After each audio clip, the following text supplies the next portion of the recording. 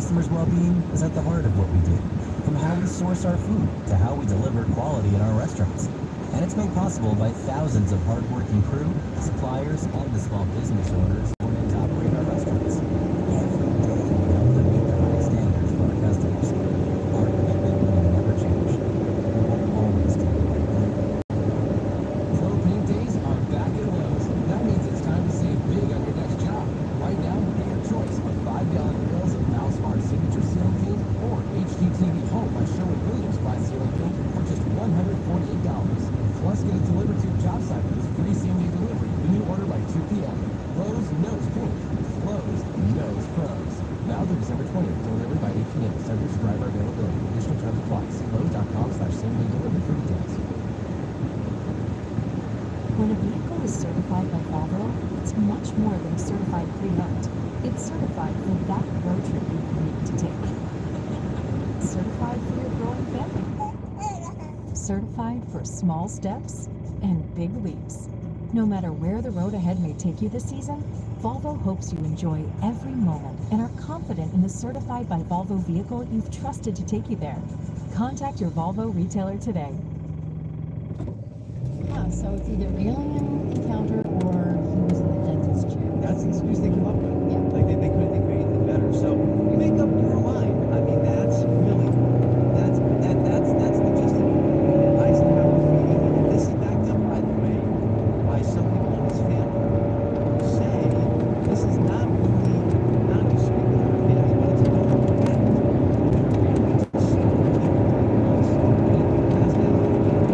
And he said his daughter.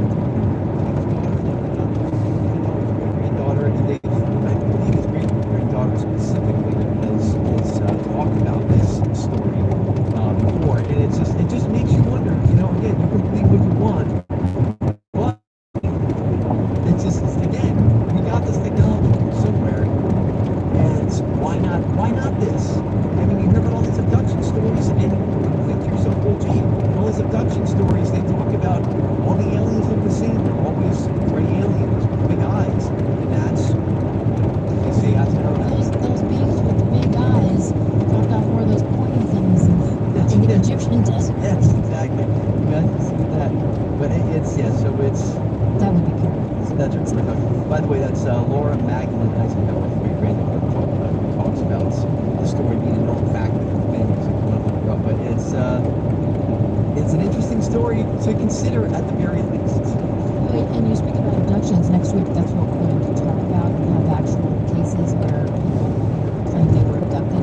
And that's what I wanted to ask you, because Stephen is an expert on all things alien and UFO and UAP. So I was watching on the History Channel. What is it called? Ancient Aliens. Sure.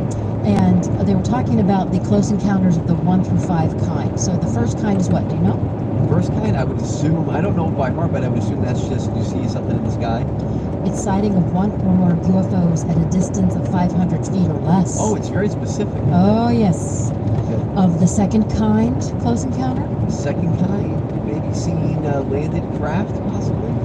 sighting of a UFO with associated physical effects, heat, electrical interference, etc. So if you see it basically speed off out of nowhere. And your car, like, you know how the cars stop and stall Right. and have no way, you can't function it when they're there. Mhm. The third kind, close encounter of the third kind, which Like is a movie. Yeah. Sighting of an animated being, presumably an alien, but not specifically defined as such. Okay, so physical Seeing contact, right. An alien. Also, of the fourth kind, human abduction by an alien. So that's what we're going to talk about next. Right. And this must include also voluntary experiences. It may. So you could voluntarily, like Ike going to meet with them. That would have been a close encounter of the fourth kind for Ike. Right, yes, that's true. So, and I'm telling you, with some of these stories that we'll talk about next week when it comes to fourth kind, if you will, abduction stories, there's some pretty damning evidence with some of these abduction stories, because we talked about the deals. And they all tell the same story. They're all the same, and I'm just going to tell you right now, as far as, something to consider until next week, how do you come back with a chip that's been implanted in your body and you have no idea? You have missing time. Missing time is a key. And you have a chip that has been physically taken out of your body by a surgeon who can attest to the fact that it was not there before, and you have no idea how the chip got in your What's on the body. chip? It was, I mean, they say it's some type of tracker, but they don't really know. And but there's a couple really famous stories that we'll get to next week, and we'll talk about some of those. People coming back with unexplained missing time, unexplained implants in their bodies, and one of the more famous ones was a couple. I have to remember their names. I have to look up their names before next week. But it was a couple in the '60s who say they were abducted and were basically shown like all these interstellar secrets. It's a wild story. They're saying sometimes it's sleep paralysis. I just had another episode of that. Could possibly be this. They say that sometimes, yeah. I mean, and I can speak from experience. I get sleep paralysis. once I in a do while. too. It's awful. It is no fun. Now, I've never experienced anything out of the ordinary with it other than just being, oh my gosh, I'm awake and I can't move. Yeah, exactly. So that's no fun. But there are more serious, more extreme forms of sleep paralysis. So, close encounters of the fifth kind, Right? voluntary bilateral contact between humans and extraterrestrials. I guess that would be I guys now too. Yeah, so like setting up A meeting. Right. A little meet and greet. That's correct. And then of the sixth kind, death of human or animal associated with a UFO sighting. Because Wow. we never really hear of malevolence, but sometimes that can happen. Cattle mutilations would fall into this category, the sixth kind. The seventh kind, the creation of a human-alien hybrid, Oh my. either by sexual reproduction or by artificial scientific methods. And there's some people that say that our DNA has been sliced and edited by aliens. Because there's really no missing link from, the caveman people, the Neanderthals, and then us. Yeah. And I know, well, we can do a whole episode of that, and we will in the future, especially when it comes to the Anunnaki. If you never heard of them before, The Anunnaki. just remember that name. That's all I have to say. By the way, there are 7 subcategories of close encounters of the third kind. Oh, wow. A being is witnessed inside a UFO. B, a being is witnessed both inside and outside a UFO. Well, C, a being is witnessed in the vicinity of a UFO. okay, so just running away, or running back. I forgot my keys. D, a being is observed without the presence of a UFO. They've lost their car. Oh, no. But like you at Disney. That's right, yes. But, So, but UFO activity is reported in an area around the same time. It's got to be here somewhere. I parked it next to the Smoking Tree Ranch. so next time you see somebody looking for their car in a Walmart parking lot with a tennis ball and the antenna, it might be a UFO who's lost their vehicle. They Or put an a alien. tennis ball on their Yes. antenna. And then E is the same as D, but a UFO activity is not reported in the area and they can't find their ship. F, no entity or UFOs are witnessed, but the subject experiences some kind of communication. And G, Oh. abduction, the same as a close encounter with the fourth kind. Okay. So basically, it's just fourth now. And by the way, there's an eighth possible subcategory. Really? Are they still working on that one? No, alien is injured, captured, or killed. Okay, so like the Roswell crash. Swing, what was it? Oh, swing away. Swing Sign. away. Swing away, Meryl. Swing away, Meryl. Swing away, Meryl. He like knocks his head off with a baseball. That's bat. right, yes. Swing away, Meryl. Meryl. Swing away.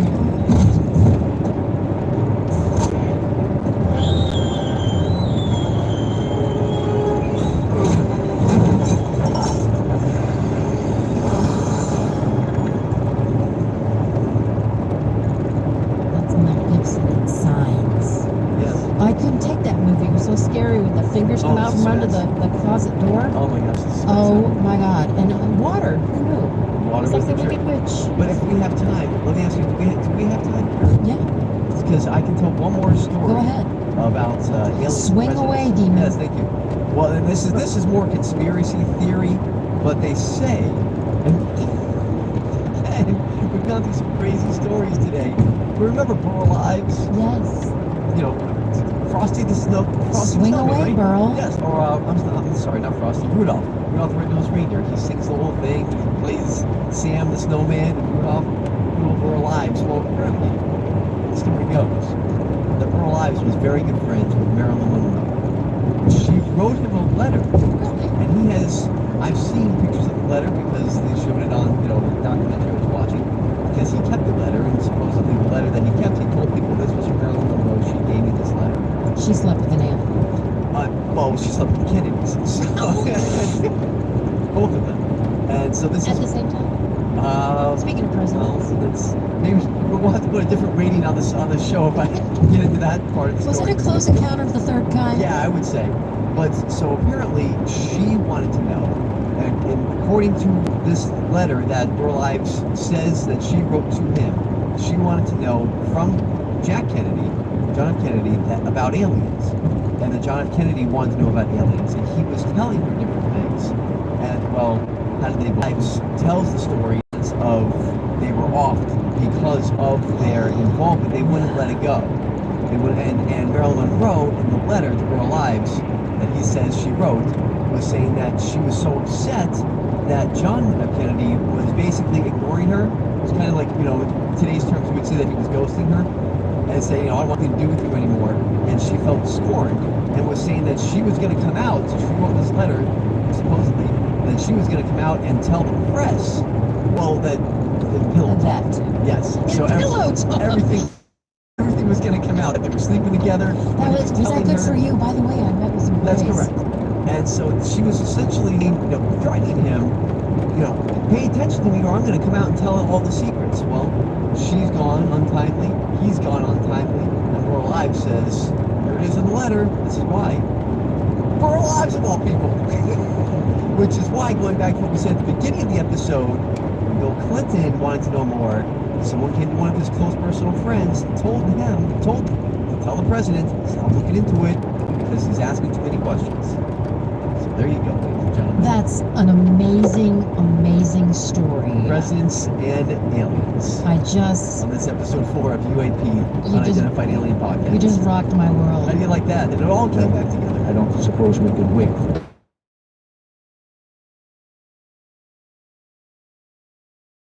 A communicator. So I look forward to next week It's you. when we can get into some of the things we talked about, the alien abduction stories. I'm going because to there's dig up some- that Marilyn Monroe letter so we can read it to you guys. Yes, and maybe look for that on our Instagram page on 850WFTL. You can look for that on Instagram and Facebook if we can get that up there. The letter we talked about in our lives now.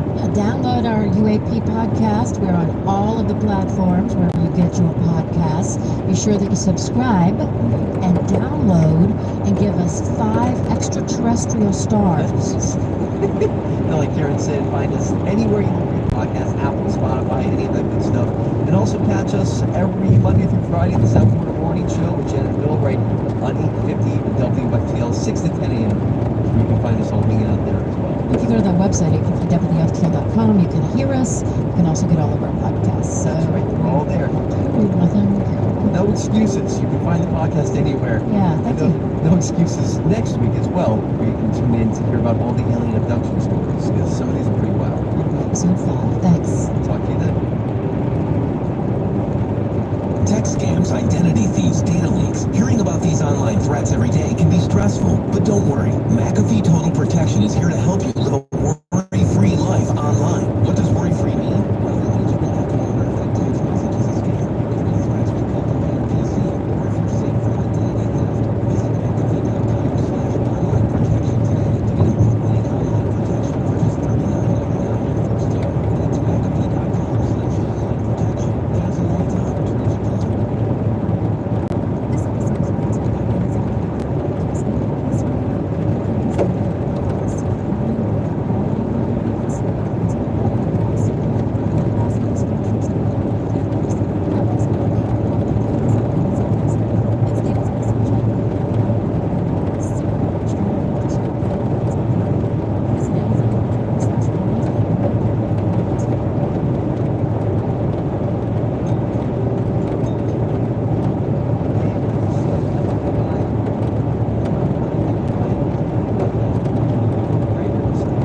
Karen Curtis over there. Karen, how are you?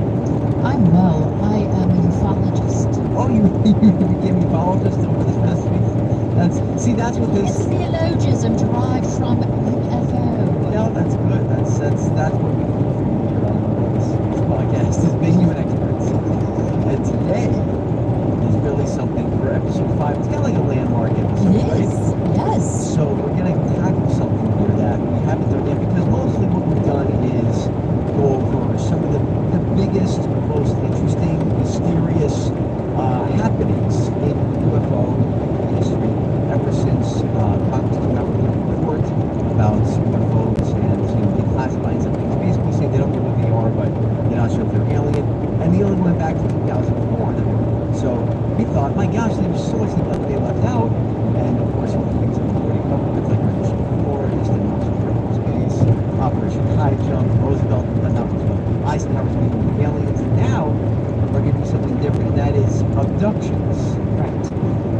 UFO sightings are just a modern phenomenon, but did you know that the Puritans were the first to record strange shining lights in American skies in 1639? So that's the first recorded one, unless if you want to go back to ancient times with cave paintings and things like that. Right.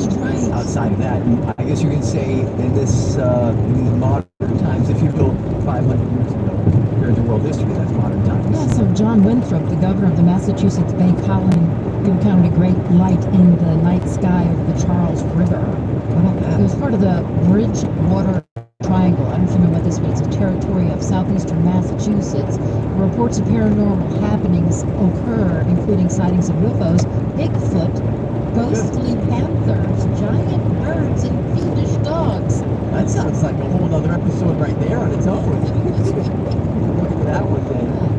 Because there's, the ghost throughout history.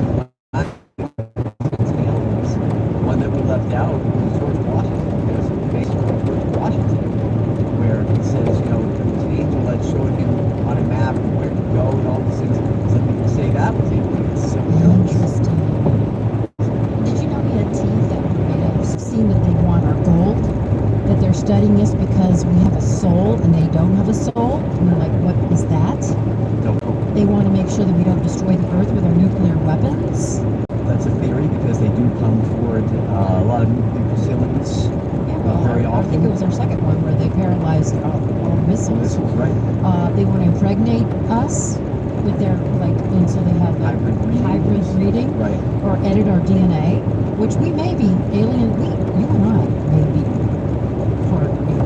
There's a whole other theory to that. There's no missing links. You don't go from it to us. I'm definitely part of it. There's no doubt in my mind about that. You are. That's for sure.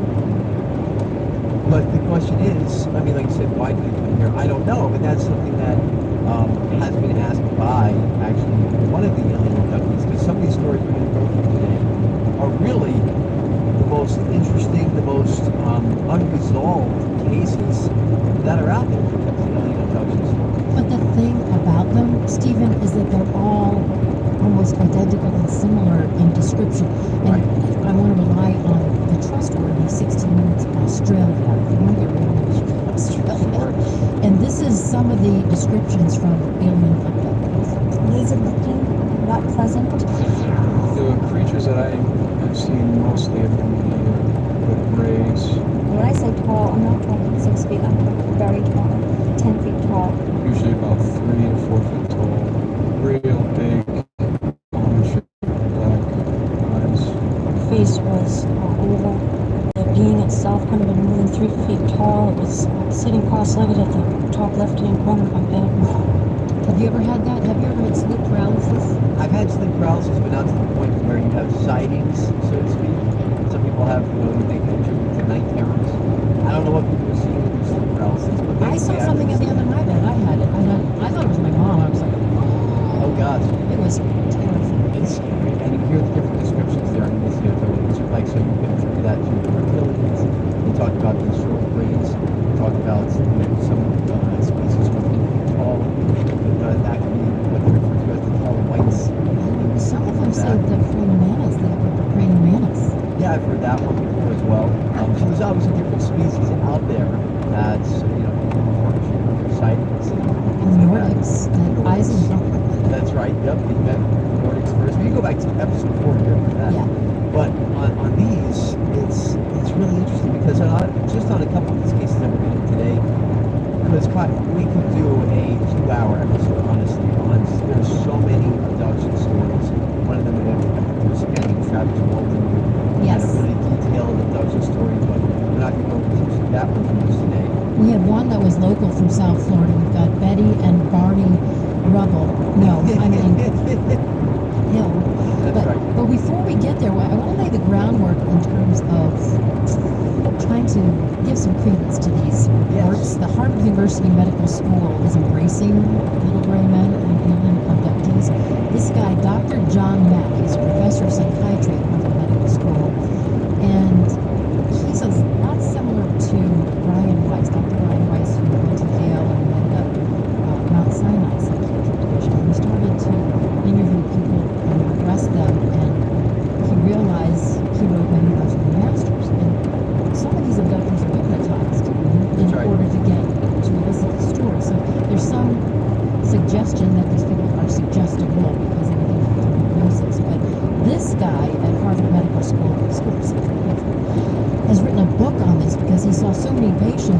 saying the same things, he said this. What has happened to these people is what they say has happened to them. Even though I fully recognize that that's not possible in the worldview in which they and I were raised, or I did have a parenting situation. They seem to come across every socioeconomic level. They seem to be, this is kind of paradoxical, this is having to explain this like mythology. They seem to be unusually mentally sound. They seem to be people who are particularly strong, stable, open-minded. So, yeah, and as with Dr. Weiss, when you think of your past life, you think you're nuts. Right, and unfortunately, we get this stigma that gets attached to doing something crazy. Oh, that guy who says, you live a life or was abducted by aliens, and kind of get discarded. And Exactly. that's why a lot of sighting stories or abduction stories never really get reported because they're afraid that people will make fun of them. Exactly. And some people, like, want to hear from Betty and Martin Hill. That's what happened to them. But Dr. Mackey is a Pulitzer Prize-winning best-selling author. He also wrote a book on online abductions, and he's dead. Oh, well, that happens. He died in London in 2004. He was 74. He was hit by a drunk driver, Oh, jeez. a drunk alien. Yeah, maybe they were after him. I don't know. That's But he wanted everybody to know that this shit is real. To me, this was utterly not possible when I first heard about it. I didn't write about it, I didn't speak publicly about it for 2 years. This grew out of the experiences of case after case after case. So it was not like believing anything. I came cautiously, reluctantly, gradually to take this as seriously as I did. What the source of this is, what these beings are, where they come from, what creates this intelligence, I don't know. But there's something profoundly important going on here that is authentic. I mean, he says it right there again. That's not us, saying that, maybe we theorize about things that it's a psychiatrist, a doctor, someone who, again, can put, some credence to this and say that's somebody who really has some backing, telling you right now on this show that what they're experiencing, these abductions are real. I mean, they go back in these hypnotic states, which you're going to hear in a little while too. Right now, actually, we It's have really something. This story is, to me, one of the most fascinating abduction stories out there because there's so many layers to it. So, lead us in, Karen. I shall. So they are a New Hampshire couple. They claim to have been abducted in 1961 Correct. and taken aboard an alien spacecraft. So Right. here's Betty. This light stopped in midair directly in front of us. The car motor stalled, and at that point, I realized that they undoubtedly planned to take us on board. So they had lost time. I think it was 2 hours. 2 hours. And the car was 35 miles from where the light took them up, they said. Yeah, it was further down the road. So Betty famously drew a star map That's from right. memory in 1964 under psychoanalysis, or I think hypnosis. And the map supposedly showed the sky as seen from a planet orbiting the star Zeta Reticuli, Yes. from which an alien abductor had arrived. So it's, there's entangled particles and like your particles over here and the other one's a billion light years away and they're doing the exact same thing. I don't know, this is what it reminds me of, but it's called the Zeta Reticuli incident. So, you want to be a marketer. It's easy. You just have to score a ton of leads and figure out a way to turn them all into customers. Plus, manage a dozen channels, write 1 million blogs, and launch 100 campaigns all at once. When that's done, simply make your socials go viral and bring in record profits. No sweat. Okay, fine. It's a lot of sweat. But with HubSpot's AI-powered marketing tools, launching benchmark-breaking campaigns is easier than ever. Get started at HubSpot.com/marketers. At McDonald's, our customers' well-being is at the heart of what we do. From how we source our food to how we deliver quality in our restaurants. And it's made possible by thousands of hardworking crew, suppliers, and the small business owners who own and operate our restaurants. Every day we help them meet the highest standards for our customers. Our commitment will never change. We will always do the right thing. This episode is brought to you by LifeLock. The holidays mean more travel, more shopping, more time online, and more personal info in places that can expose you to identity theft. That's why LifeLock monitors millions of data points every second. If your identity is stolen, their US-based restoration specialist will fix it, guaranteed or your money back. Give more holiday fun and less holiday worry with LifeLock. Save up to 40% your first year. Visit lifeblock.com/podcast. Plug. Hey guys, back to the playground again, huh? Yep. You know what this playground could use? A wine country. Heck yeah, and some waves so we could go surfing. Love that. A redwood forest would be cool. Ah, ski slopes. Let's do it. Can a girl go shopping? Yeah, baby. Wait, Did we just invent California? Discover why California is the ultimate playground at visitcalifornia.com. So what's fascinating about this is that she obviously had, Betty Hill didn't have any previous, astronomy training or anything like that. She wasn't an astronomer. It wasn't a hobby. What happened is, at least her story goes, when she was hypnotized and, regression and all that, she had the memory of being on the UFO, on the ship with the aliens, and asking them, and they weren't being mistreated by the aliens. In their case, in some cases that's not always how it goes, but in their case, she actually had conversations with them that she recalled through her regression in hypnosis. And in that, she talks about asking the aliens, where did you come from? Like, how did you get here type thing? Who are you? And he showed her, the alien showed her a 3D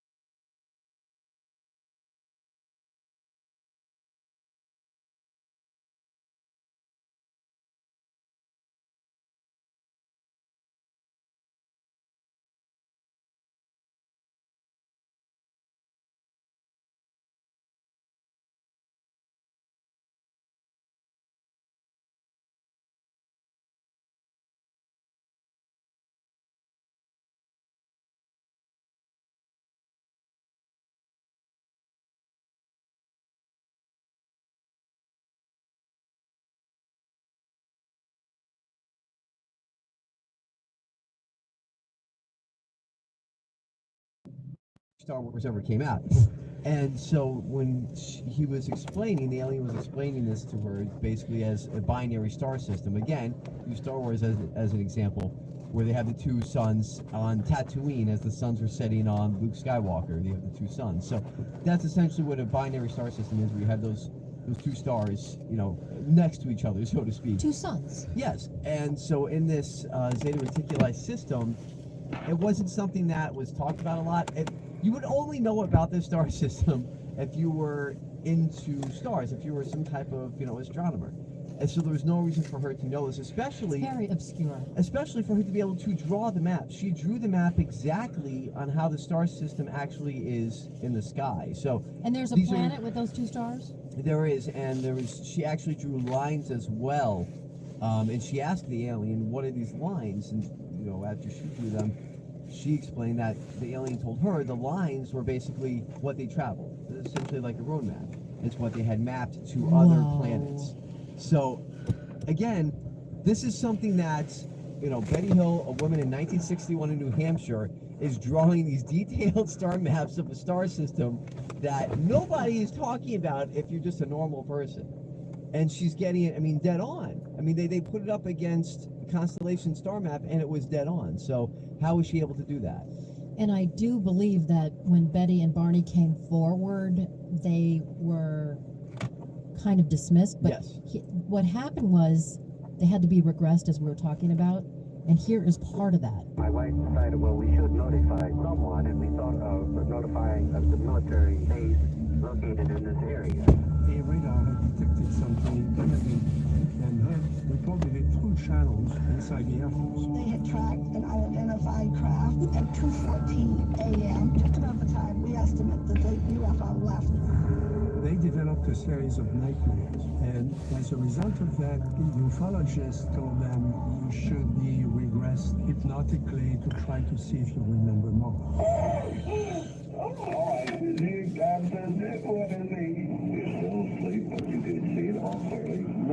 like a big pancake with windows. So you hear that there? That was it's a little extreme, but we wanted to play that for you. That was the actual recording of the regression therapy session. Very upsetting. And you hear Betty and Barney Hill there, basically, reliving what they saw, being scared, obviously, during their abduction. And Barney Hill recalls seeing figures in the windows as the UFO approached.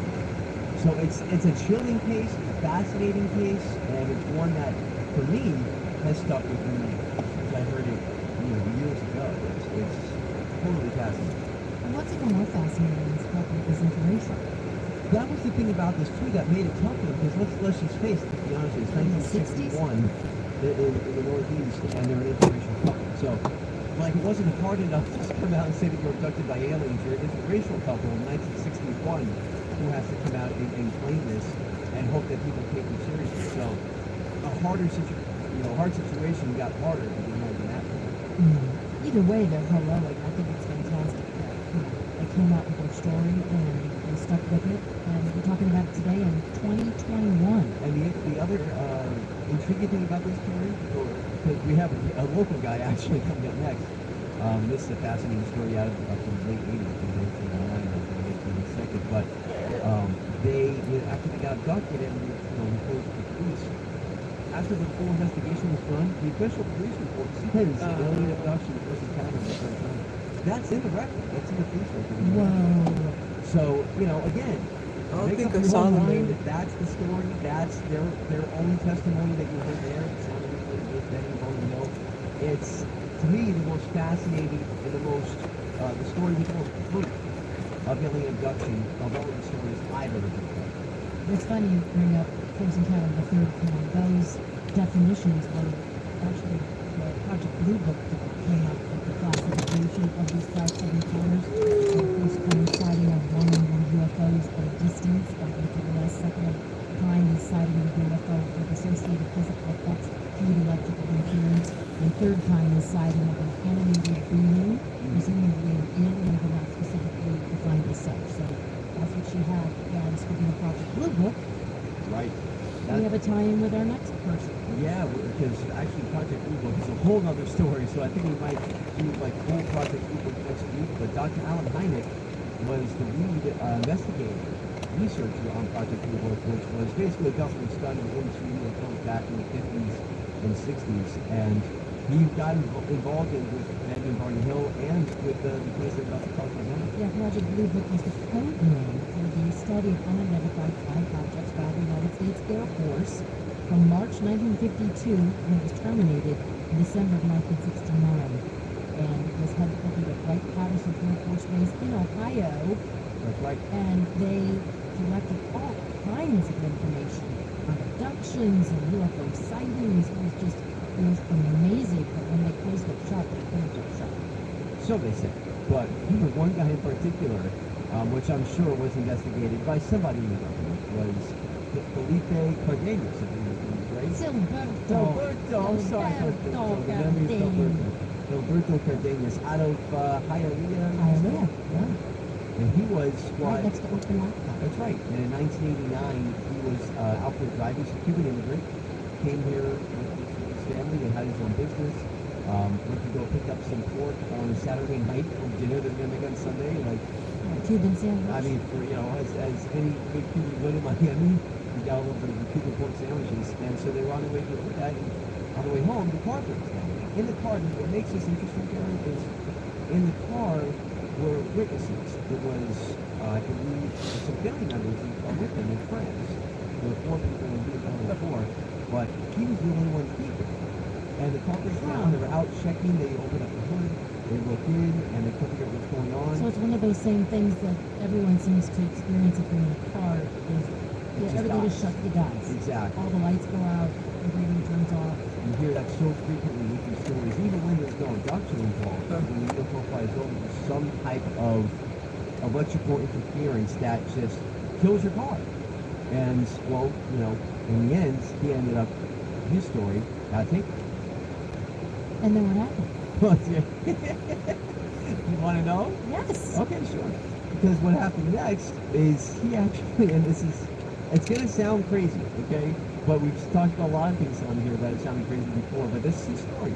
Don't worry, Diener. We all know that you're a ufologist. That's right. He tells the story, again, through regression, where they took him, and he saw these shorter aliens. He describes as the short, kind of gray aliens wearing what he described as like metallic overalls. And they took him into the ship and eventually ended up taking him underwater, which is interesting because going back to the USS Nimitz case in 2014, which started this whole congressional investigation, where the pilots saw these UFOs, UAPs in the air, and in some cases diving down into the water. And what at that point they're classified as a USO, which is an unidentified submerged object. And so from there, Gilberto in 1989 was talking about these crafts going underwater. What body of water here in South Florida? They didn't say, but I'm just going to assume it was somewhere in the Atlantic Ocean. It could have been Lake Erie. Maybe. And I saw those metallic overalls at Paris Fashion. Yes, I was going to say, they got that fashion from somewhere. So, that's true. So he talks about going down there, and they actually, what he says, gave him predictions for things in the future, like different wars, different happenings, you know, floods and things like that. And I guess there were some other things, smaller things that have come to pass, other things not come to pass yet. But it's pretty extreme. And then he actually got abducted a second time with his wife, who they went back to the abduction site, and his wife came with him. They say at that point that's the only voluntary abduction case on record, where someone says, yes, take me too. Because normally it just ends up being the aliens saying, we're taking you whether you like it or not. And she actually said, I want to go with you. So he was abducted twice and talks about both of those stories. And it's really fascinating stuff. I mean, to claim that you were taken down under the ocean into a secret hangar is what he described. Did any of the information they gave them come true? There was a couple of small things that weren't really revealed anyway from what I've read. But for some of the bigger things like, you know, California would be submerged underwater, some of these different things that the aliens told them. Obviously, we haven't seen that happen yet. But it's so it would have fascinating. Been an encounter of the fourth kind because it's a human abduction by an alien. That's right. May also include voluntary experiences. That's right. So yeah. she said, go ahead. So I mean, and for someone to be taken twice and to have, you know, recollection both times of their encounters, it's incredible. And so, and the stories that people would be able to tell from it. Again, another thing where they didn't know what to do. I mean, after their friend got abducted, they thought, well, we can't tell the police because they're going to think we killed them or something. Or, right. you know, we're at fault here. I always hate when that happens. Yeah, but then he gave it. He was murdered. No, it was the aliens. I swear to the aliens. Actually, the encounter of the fifth kind is interesting too because it's voluntary bilateral contact between humans and extraterrestrials. Amazing. So that means that they're having, I guess they had their English to alien dictionary with them. And it's funny you say that actually because the aliens, according to Gilberto, were trying to communicate with him and didn't know what language to speak. So it's being that he was a Cuban immigrant and his English wasn't very good. So they tried speaking to him first in German, then in English. Oh, they're bilingual. They are. Oh, they're multilingual. Yes, very much so. German, then English, and then in Spanish, and they realized, bingo. Spanish, we hit that one. So they spoke to him in fluent Spanish. And there was another alien who spoke to him telepathically, according to the story. What do you like, press 1 for German? Yes. Which one? Oh my God, that's so fascinating. It's an unbelievable story. It happened right here in South Florida, and that was in 1989, I believe. Wow. So that's, again, we could go all day on these abduction stories, but those two, to me, are really some of the more fascinating ones. There was even a doctor, Dr. Roger Lear, who, you tell me, do we have time? Go for it. Okay. I want to hear about it. If we have time to go into Dr. Roger Lear, because he dedicated his career to alien abductees. So this is fascinating because this is a guy who, just like anybody else who wanted to be a doctor. Just like Dr. Mack. Yeah, I mean, just went in, you know, to college, studied, university, became a podiatrist. Okay? Oh, that's right. Yes, Dr. Lear. Yes. And the implants. He's a foot doctor. He's a podiatric surgeon. Yes. It sounds a lot better than a foot doctor. So that was. Do aliens have feet? Maybe. So that was his thing. This episode is brought to you by JCPenney. The holiday season is upon us, so your thoughts turn to gifting and JCPenney, where everybody gets more. Like for your loved one, a 12-piece collection of best-selling scents. Or for home lovers, who love a cast iron Dutch oven or cured coffee maker. Or for the kids, oh, of course, JCPenney has all the toys they want. Shop in store or online. All the right gifts at all the right prices. JCPenney. Make it count. The Subaru Chevrolet Event is a fulfilling way to get a great vehicle and support a great cause. When you buy or lease a new Subaru from now until January 2nd, Subaru and its retailers will donate a minimum of $300 to charity. By the end of this year's event, Subaru will have donated more than $320 million to charity.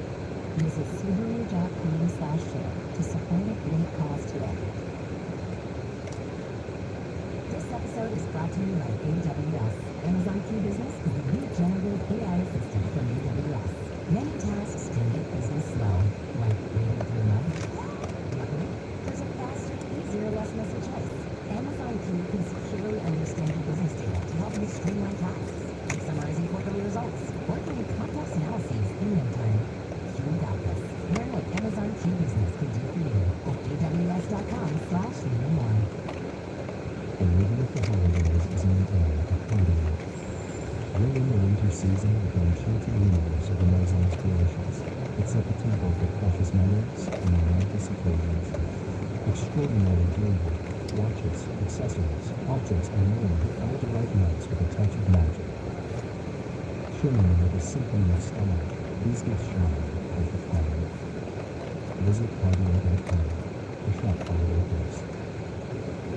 And it just so happened that it's Amazon, he became involved in a new one, network. And there's different branches throughout the country. Every state has like a MUFON branch. Do they have Foo Fighters? They might, because if you've been listening to UAP, Foo Fighters actually originated from World War II. That's what the pilots called UFOs. I guess Dave Grohl liked the name enough to call them Foo Fighters.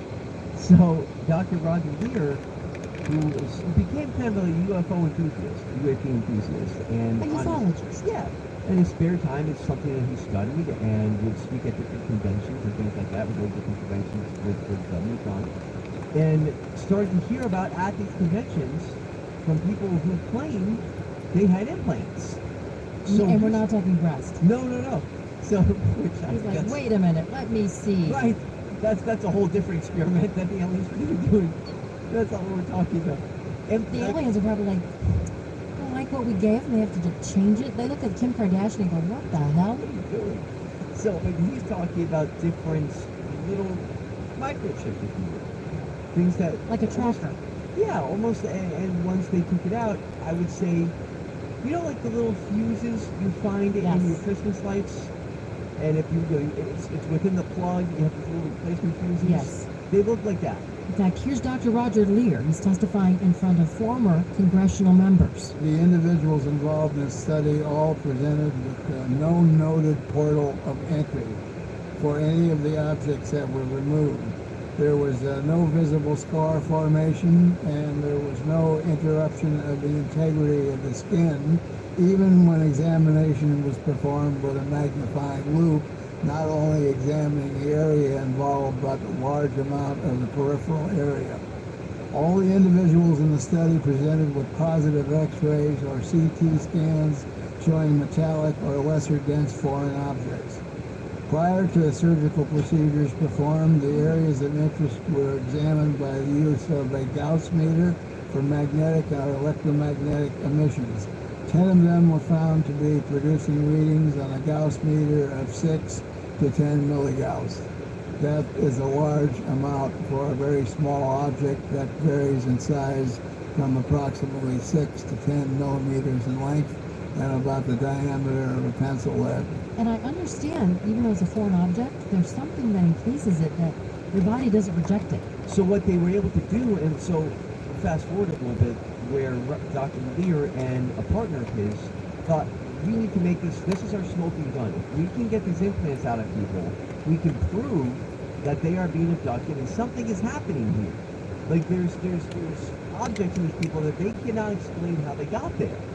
So after they did multiple surgeries on people, normally they would find it in their hands, between their thumb and their index finger. Ooh, that's a tough spot. So they would find it there, or on, in their arm somewhere, maybe inside the forearm.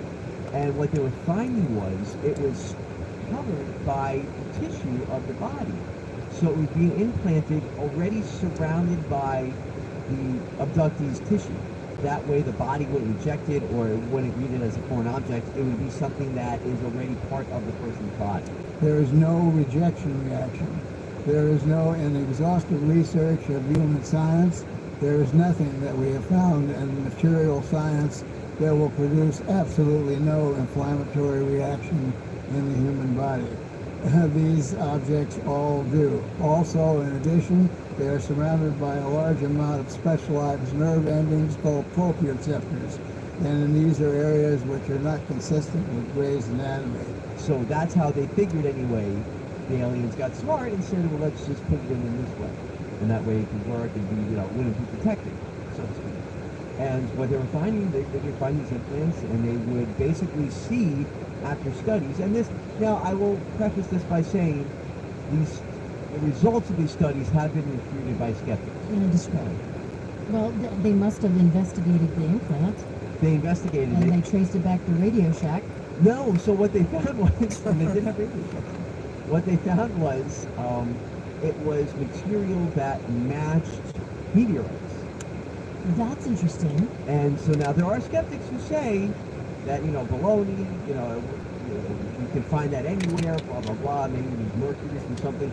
So of course you're always going to have skeptics, but according to the findings from these studies on the implants that took out of people that they don't know how they got in their bodies, they're saying that... And these people said that they had some sort of experience? Yes, these were all abductees. And they're saying on these implants, on this hardware, it had materials reclined from a meteorite.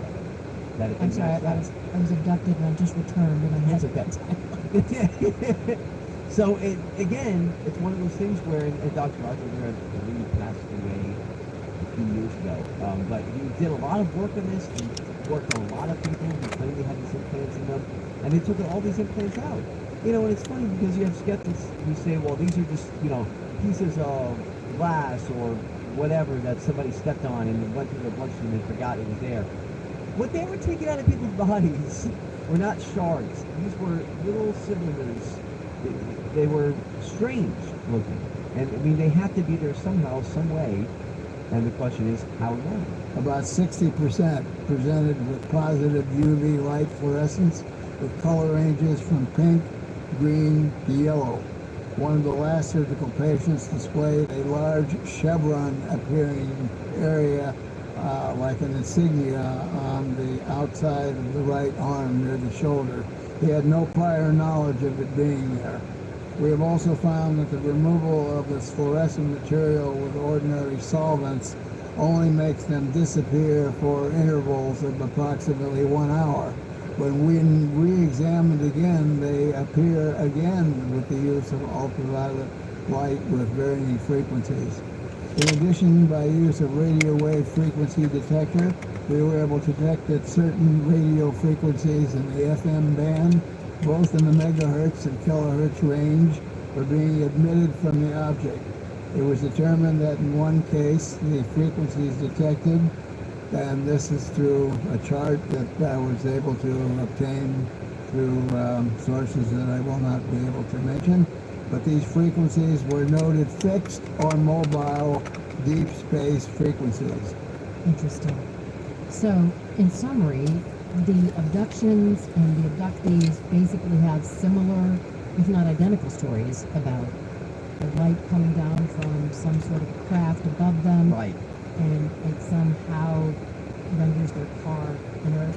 And, or they are taken from their bed, through a wall, that type of thing. That actually happened in New York. There was a famous case, and I forget her name, Jessica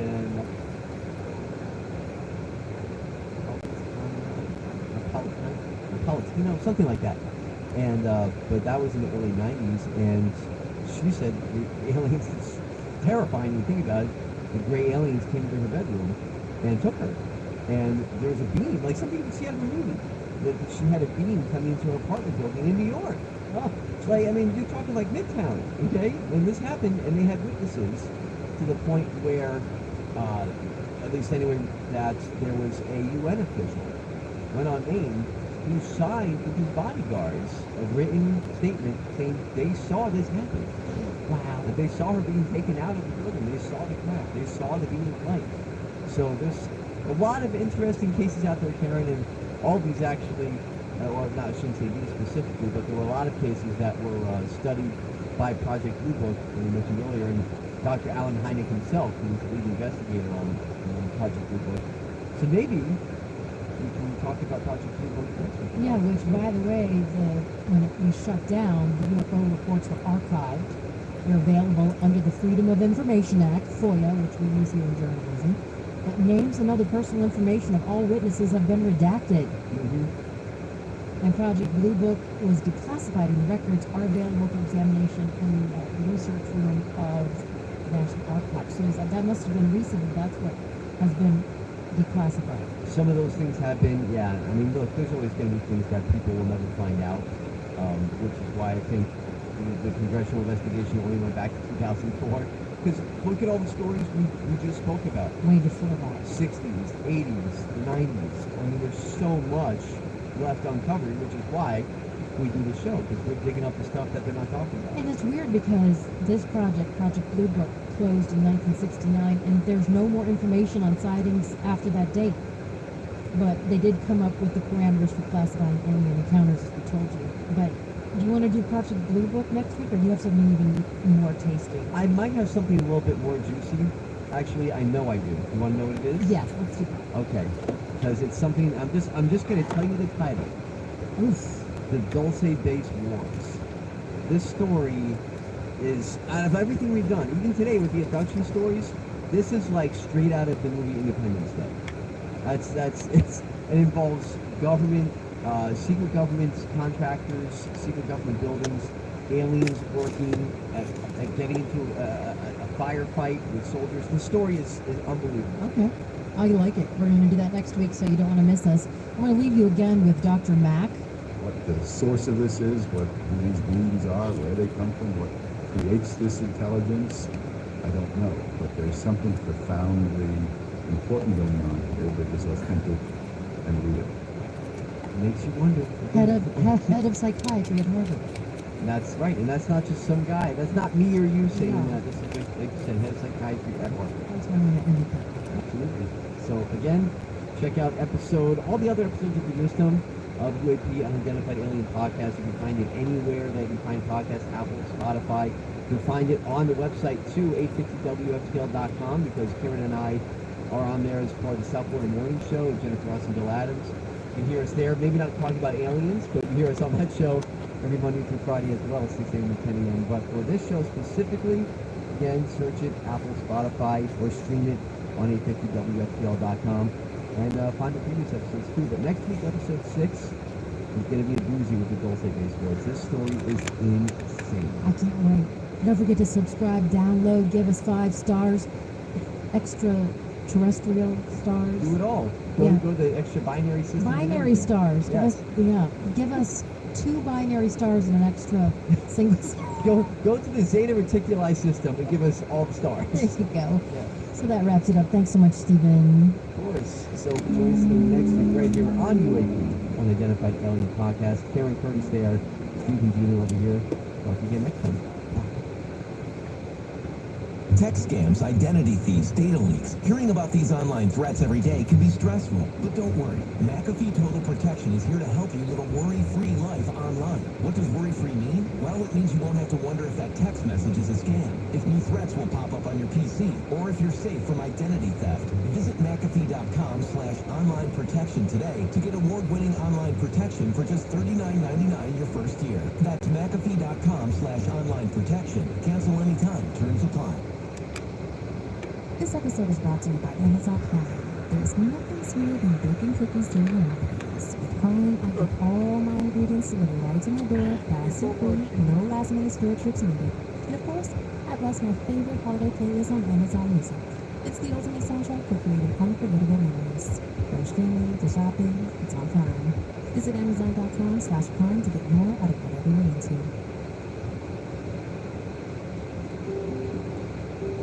Welcome in episode 6 of the Unidentified Alien Podcast, and this is going to be a doozy. Stephen Diener here, Karen Curtis over there. Strap yourselves in for this one because, personally, Karen, I have been waiting to cover this subject since we started this show, and I've been saving it because I didn't want to do one of the, in my opinion, one of the most fascinating, incredible, fantastical stories that there is out there right off the bat. So I couldn't wait anymore. Today we're going to cover the Dulce base and Philip Schneider. We're going down a rabbit hole, and that was not hyperbole. This will deliver. When he told me about this, I was like, okay, whatever. And then I started listening to some of the sound from Philip Schneider. Yeah. And you're just going to have to decide for yourself. It's crazy. So, and that's a good way to put it, decide for yourself, because what we're going to do here is basically, and we'll go through all the sound from Philip Schneider himself, who gave a 1-hour talk at a convention back in 1995. Don't. Oh, all right, I won't get too far ahead of myself, Yeah. but you're going to find out today about basically how he was involved in all these blackout projects. He was a government contractor, worked a lot of different things. Yeah, he's a U.S. government geologist, Yes. engineer. Yes. He was involved in the construction of deep underground military bases known as DUMBs.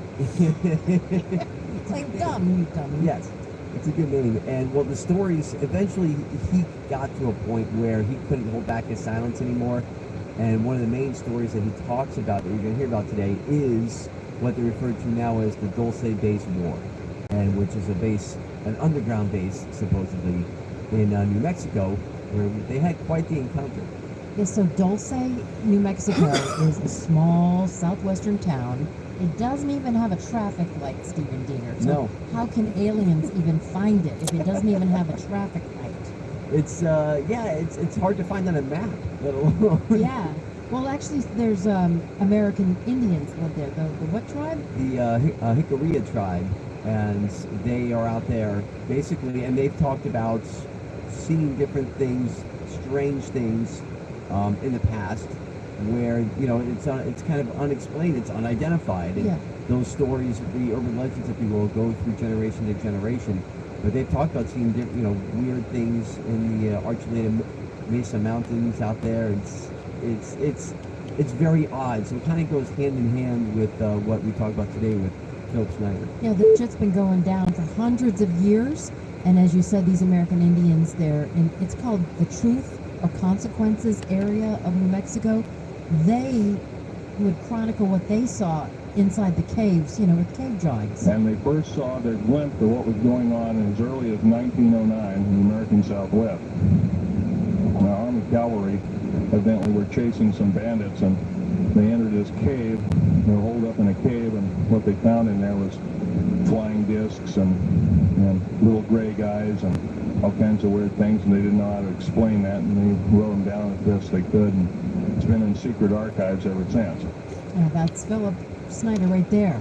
Yeah, that was him, and everything we hear today was from a, like you said, it was basically like an hour-long talk at this speaking engagement he had back in May of 1995. Yeah, well, here's the introduction before you hear from Philip. This is the only other person you're going to hear on this podcast other than Diener and Philip Schneider. He's a former government geologist and engineer in the black projects, underground bases at areas 51, S4, and Los Alamos. So he was the real deal. Quite the resume. Yeah, and he, this was a guy that worked for years doing these, different government projects and had top secret clearances. So he was. I mean, if you try to look him up, it's going to be hard to find information on him, as we came to find out doing research for this episode. That's a really good point. So I Googled Philip Schneider. It's Schneider. Right. And the only thing that comes up is a YouTube video that we took the sound from, and something on Pinterest. But when I went and I entered the dates of like 1995 when he gave this talk, right, that you're about to hear, and then something else happens after the talk, but we'll tell you in a minute. Yeah. nothing comes up in the news about this guy. Nothing, zero, nothing. It's a little scary, and it was honestly unsettling for us because we started thinking, my gosh, kind of half joking, really half joking, we started thinking, should we even do this episode? Right, because it's scrubbed from the interweb. So if maybe I'm on the wrong internet. Maybe we have to find a different internet. So if you don't hear in episode 7, you know what happened to us. But just real quick, Karen, before we get back into this side note, you mentioned the Truth or Consequences area where, you know, some of this action took place, so to speak, where they find, you know, these aliens. That's where Richard Branson took off from when he did his Edge of Space flight. It was Truth or Consequences, New Mexico. So odd coincidence. I don't know. Just saying. Yeah. There's a lot of those odd coincidences. Yes. So Philip Snyder was one of 3 people to survive the 1979 firefight between large grays, U.S. intelligence, and military at the Dulce underground base. Now, explain this because I understand that there are supposed to be underground and underwater bases around the world, actually. Is this true? Well, true or not, I mean, I guess, you know, you have to make up your own mind on that, but there are a lot of testimonials to this, including from, you know, Philip Schneider, a guy who helped to build a lot of these bases and had knowledge of these bases, and the one that he talks about and that we're covering today was, like you said, 1979, this is the incident, and you hear us say that, you know, encounter with aliens underground, firefight, you're like, wait, what's happening? So, and that's the story that he kind of details here, and we're detailing with you today, is he's going down into this base in Dulce, New Mexico, and comes across these tall gray aliens and starts to open fire because he's like, what the heck am I seeing here? He's scared out of his mind. And, well, they started firing back at him. And you get into this war, right, so he says, with Green Berets involved as well. I mean, a bunch of military men died according to his account. And they shot his fingers off with a laser. 3 fingers missing, I think, on his left hand. You'll see the picture of it, our Instagram page. But I have to tell you, from 50,000 feet, there's a bigger picture. He's talking about a new world order. And he's saying, you know these Starlink satellites that they're sending up, Elon Musk, and the 5G millimeter wave network, and the UN has unveiled plans to implement universal biometric IDs by 2030. He says that this is all part of the New World Order agenda, and he's predicting it here. The alien agenda is the complete takeover of this planet, the killing off of 5/6 to 7/8 of the world's population by the year 2029. The U.S. military has known about this for 45 years. They've told no one. Now, keep in mind, and again, you know, whatever you want to think about the New World Order and things like that, but this is something that he was talking about in 1995. So when he's projecting to 2029, it's just kind of creepy, you know? Yeah, because that's only, 8 years from 8 now. years from now. 1995, 2029 sounded so far away. It's not so far away now. Yeah, well, Phil Snyder, dare we say it, he says that he had near misses, that aliens tried to kill him multiple times. Or government agents. Or government agents did. He said he almost died many times at the hands of aliens and apparently of government agents as well. And he says that the government keeps us in the dark and uses a lot of taxpayer money to do so. All information dealing with alien or alien reproduced technology or alien reproduced vehicles or any other kinds of things well hidden from the American public. Our black budget, for instance, garners $1.023 trillion every 2 years. It's over $500 billion a year. Right now, there are 131 active deep underground military bases in the United States. There's 1,477 of them worldwide. Each one has an average cost of $17 to $19 billion. Each one is built in the site, it used to be, it'd take a year to 2 years to build each one, and now they're capable of building a couple of them a year with sophisticated methods. So again, I'm going to continue to say this as we play different sound like that. This was 1995. So keep in mind when he's saying those numbers about trillions and billions and the amount of bases that there It's are. like quadrillion now. It's, I mean, I can't even imagine the money when it comes to Black Ops and these, you know, these secret budgets, if you will, that he's alleging that the government had. And again, this is a guy, this wasn't some guy, you know, that they picked up off the street. This is a guy who had a top secret government clearances, who, if you can look back in the records, you would find that he worked on a lot of different projects that are off the books. So that's why he was also coming out saying, and, you know, we'll play this out later on, but he's talking about how he has been hunted down, and he was hunted down by different government agents. He had former FBI agents who he befriended, who were basically trying to save his life from being killed. And he talked about a gunshot wound he had in his shoulder. I mean, these are crazy things about surviving attempted hits on his life because he was in the position that he was in, and he was the only person in that position, formerly anyway, coming out and saying things like this. Yeah, here he is talking more about the super duper classified stuff that no one's supposed to talk about. Here's a crystalline example. It's in the scalenohedral crystalline form. We got this from the large Grays technology. This is grown in the confines of outer space, which has not quite a super vacuum, but by the way, this is capable of withstanding temperatures in excess of 10,000 degrees Fahrenheit. That's hot. That's hot. That's hot. That's hot. That's hot. It's great for certain parts of aircraft. Boring machines, for instance, they don't bore, they literally vitrify and melt the rock, deflagrate the rock. It's a very sophisticated laser. It reduces the rock to a powder and then melts the remaining rock as a coating on the inside of the base, so you don't have to use gunite, cements, and other kinds of things like that. The new technology we get is the old hat of the military. I'm going to be real brief about it.